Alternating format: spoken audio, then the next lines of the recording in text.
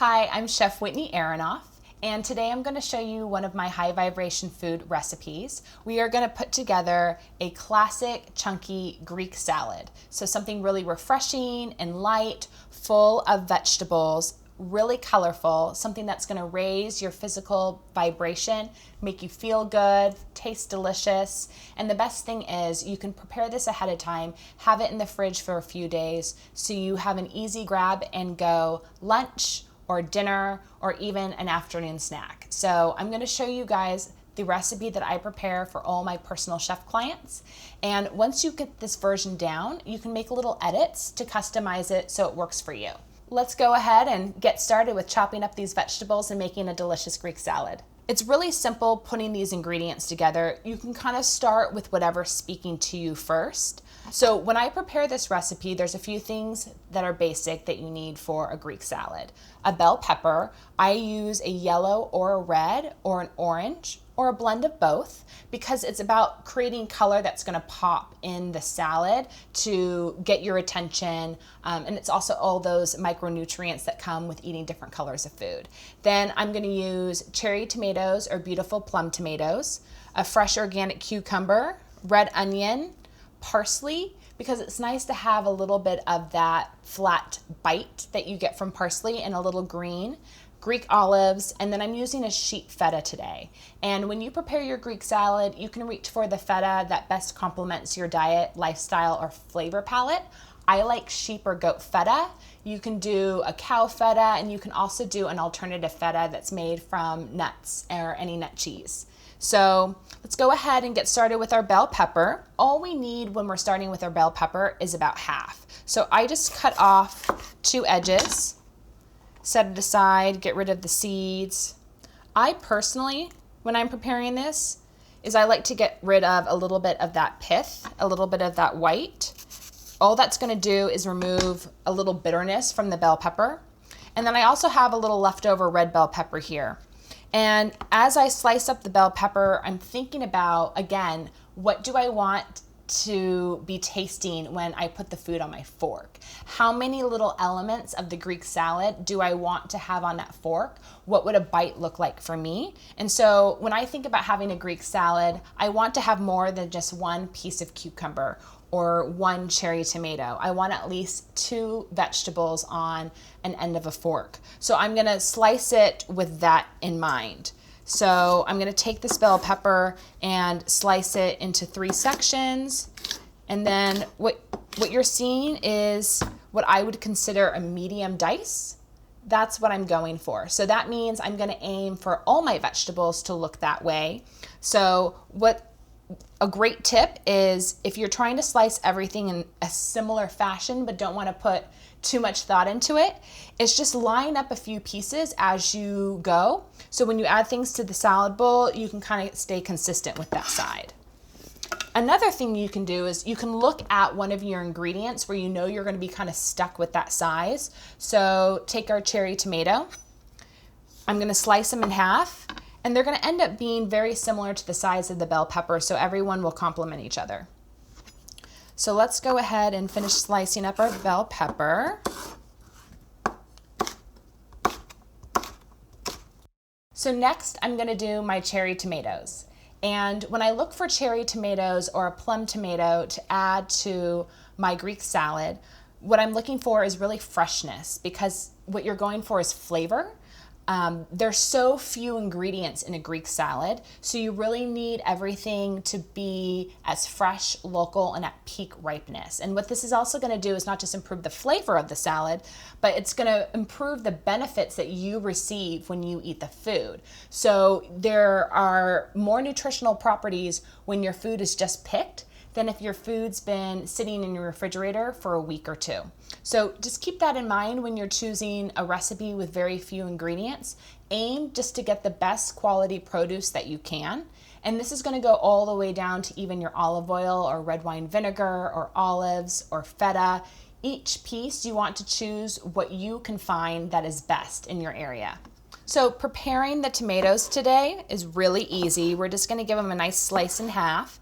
I have a really sharp knife, so it's really easy to slice these tomatoes, but oftentimes I'll use a serrated knife. So a serrated knife, if you aren't familiar, is one that has the little ridges, and they're often seen as a bread knife, sometimes as a steak knife. They work really well when you're slicing tomatoes. And you don't have to do cherry tomatoes for this recipe. If there's just beautiful plum or local tomatoes, you can slice them up. You can put them into little cubes or chunks. But I saw these and I couldn't resist.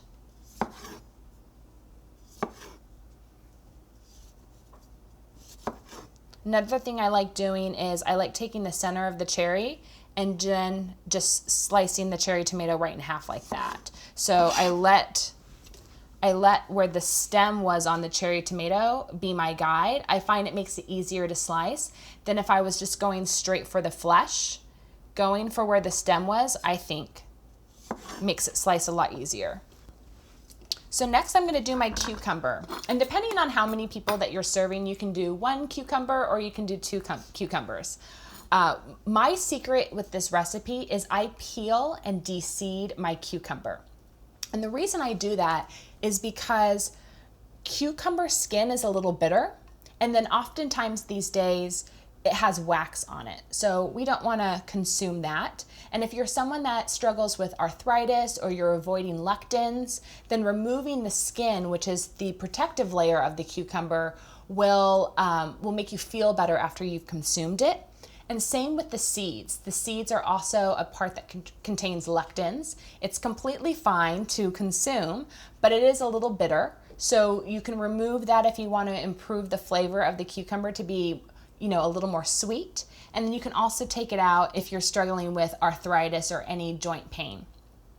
If you don't want to peel it all the way, you can do a pretty peel. And that is where kind of every other space you give it a peel. You'll see this a lot of times in salads at restaurants. And so when you slice up your cucumber, you'll get a nice texture on the skin and it'll look really pretty in the salad. But today I'm kind of all about the health benefits. So I'm gonna go ahead and peel it all the way and de-seed it all the way and then slice up my cucumber.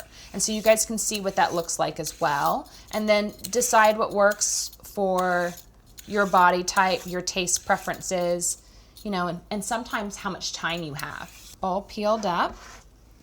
I'm gonna slice off the ends. And then I'm gonna find until the cucumber is kind of balanced on the table. And then I'm gonna give it a slice down the middle. And then now I can just peel out the seeds. So you can use any spoon for this. I just had my tablespoon nearby, so I decided to use that. So really easy. You don't have to make it perfect. You're just trying to remove a little bit of that natural bitterness. So our salad tastes a little more sweet.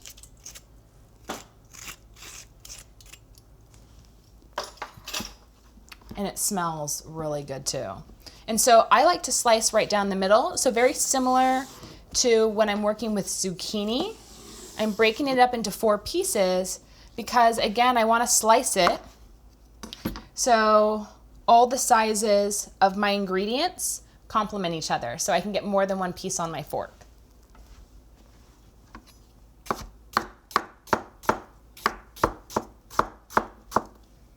And we're just going to keep adding it to the bowl. Sometimes you'll have a really large cucumber, so you'll see you can give it another slice and break it down a little bit more.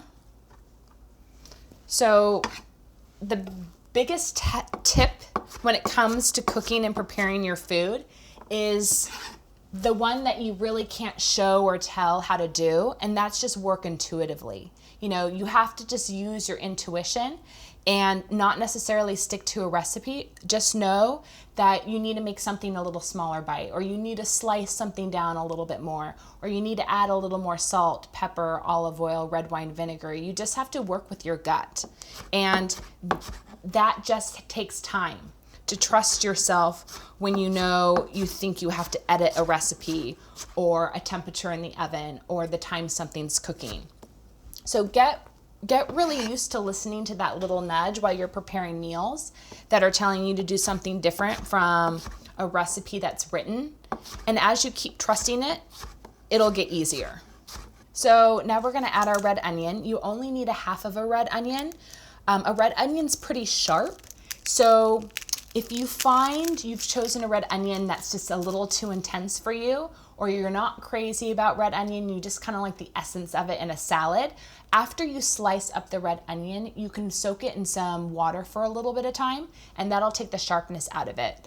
But when I make my Greek salads, I slice the onion into smaller bites so it's not too overwhelming. So I'm just gonna give it a slice down the middle like this. And then I'm gonna slice it into strips so I can better see the size that I'm making. And then just toss it into the salad.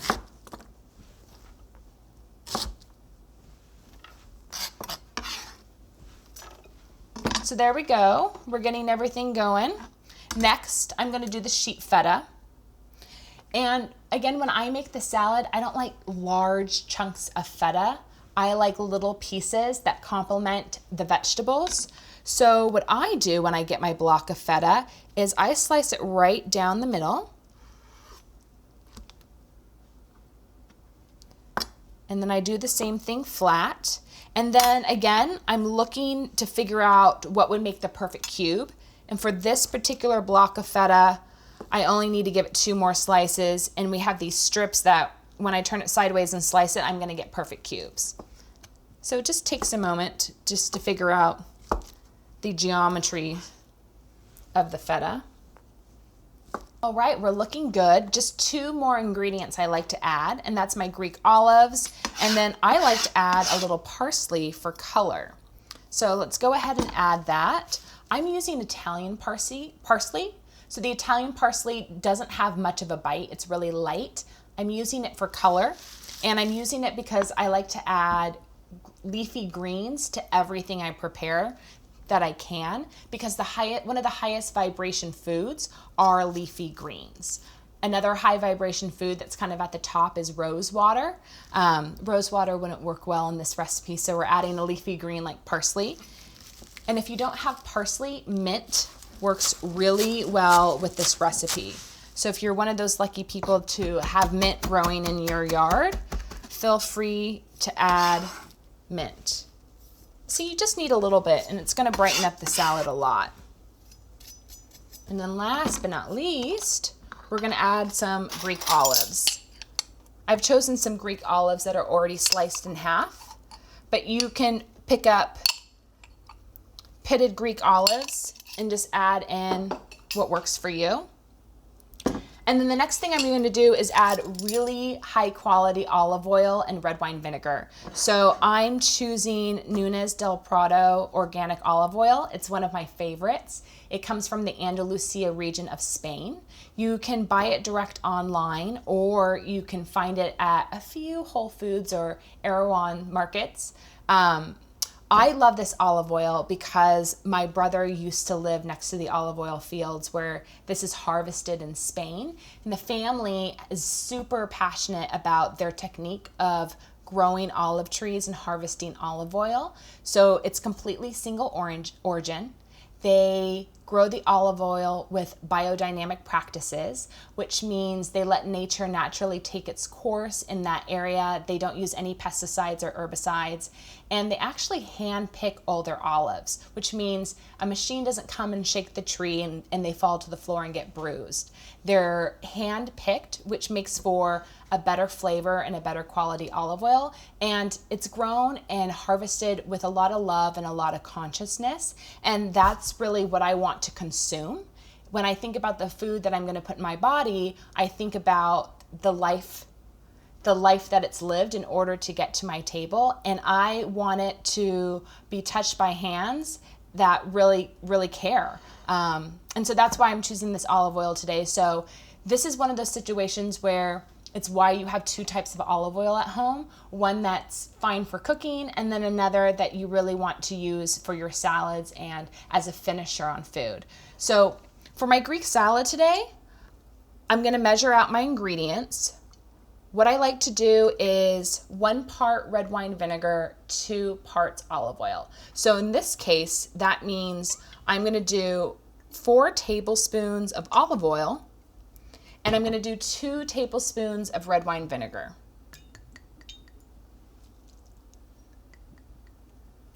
And that's it. I like to keep it really light. And then I'm just gonna go ahead and give it a nice toss.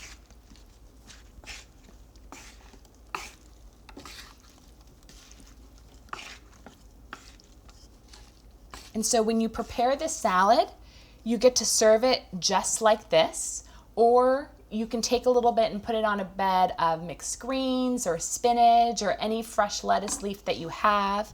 And then another thing I love to do is I like to serve this with a perfect piece of baked salmon, chicken, a little extra protein. And so I really love serving this with my chicken with an adobo spice. So this spice is made with garlic granules. It's made with tons of turmeric. It's made with oregano, onion, ground bay leaf, sea salt, and black pepper. So my blend for Starseed Kitchen is a little bit different than the ones that you'd see on the shelves at a grocery store because it's made with a lot more turmeric than most recipes call for, because I want you to get as many antioxidants into your food as possible. I use real salt, and that means I'm using salt from an ancient seabed. The salt that I enjoyed using, and I buy it really coarse and I also buy it really thin, is called Redmond Real Salt. It has a little bit of a pink tint, and that's because there's all different trace minerals in this salt. And so when I create my spice blends, I always use real sea salt instead of iodized salt, because at the end of the day, every ingredient in a spice blend and in your food really matters to the health of your body and, you know, how you physically feel. This particular chicken breast is an airline cut chicken breast, and it's my personal favorite way to eat chicken. So that means it's bone in, skin still on, and what that's gonna do is you're gonna have so much more flavor and juiciness with your chicken. And then when you eat the chicken off the bone, now you're gonna get little bits of cartilage and collagen when you eat off the bone, because you're gonna eat little pieces that you wouldn't normally get with a plain breast. So there's 2 ways that I like to slice this chicken when I enjoy it with a salad. Sometimes I just cube it up and throw it on. And then if I wanna make it a little nicer for myself or my clients, I give it that restaurant look where you kind of just slice it to the side like that, put it on your plate. It'll be a little easier for you to slice up when you're ready to eat. It just makes it, you know, a little more pretty. I toss it really generously in the adobo spice. I put it on a baking sheet with parchment paper down, and I bake it at 400 degrees for 25 minutes. It's really that simple. Personally, I prepare this once a week for myself. So on a Sunday after work, I prep a bunch of this baked adobo chicken. It stays good in the fridge for 7 days, and it makes putting together lunch or dinner that much easier because it's already done. And that's it. Now you have a beautiful, light, bright, chunky Greek salad ready to go that you can enjoy right away. You can chill this for a few hours and bring it out for a party, or you're ready to go for lunch for the week.